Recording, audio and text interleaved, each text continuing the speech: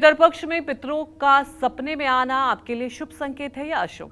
यही आज कालचक्र में पंडित जी आपको बता रहे हैं।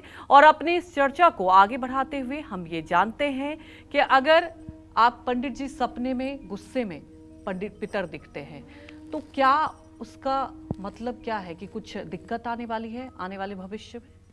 देखो, सपना बहुत कुछ कहता है ना। केवल सपना जो है आज का विषय नहीं है।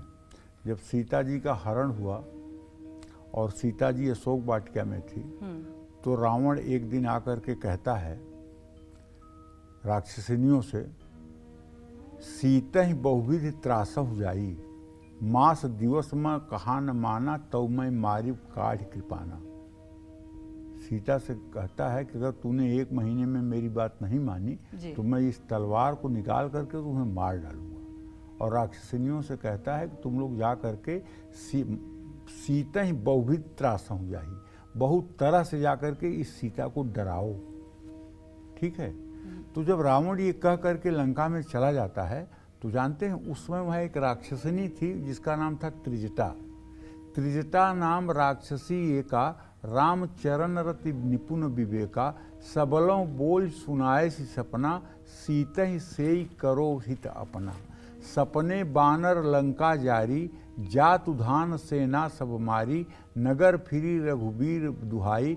कहने का मतलब ये है कि जो त्रिजटा नाम की राक्षसनी थी उसने सभी राक्षसिनियों को बुला करके कहा कि देखो, अपना अगला जन्म नष्ट मत करो, सीता की सब लोग सेवा करो, क्योंकि मैंने स्वप्न देखा है कि स्वप्न में एक बंदर आया है और उसने पूरी लंका को जला दिया है और रावण की सारी सेना मार दी गई है।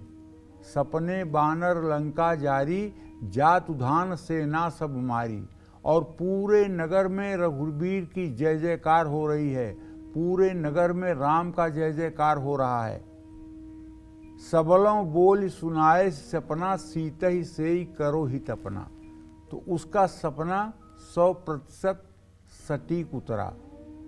उसी दिन हनुमान जी ने लंका को जलाया, उसी दिन उसके पुत्र अक्षय कुमार को मारा। तो कहने का आशय यह है, सपने अपना असर दिखाते हैं और आज से नहीं, अनादिकाल से। अगर आप द्वापर की बात हम करें तो जब भगवान श्री कृष्ण अपने गोलोक चले जाते हैं तो उसके पहले 7 महीने से अर्जुन द्वारका गए होते हैं। यहाँ धर्मराज युधिष्ठिर को सारे बुरे मतलब कि अपशकुन दिखाई देने लगे।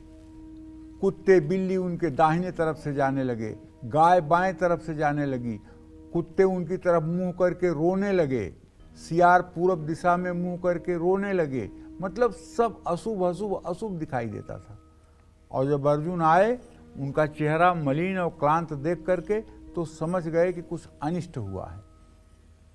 तो अर्जुन ने बताया कि कैसे गोलोकवासी श्री कृष्ण अपने धाम पधार चुके हैं और यदुवंशी लोग आपस में ही लड़ करके अपना संहार कर चुके हैं।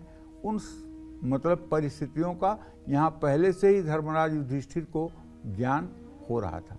तो कहने का मतलब, सपने में मृत परिजन या पितर को फिर से जिंदा होते देखना ये शुभ है।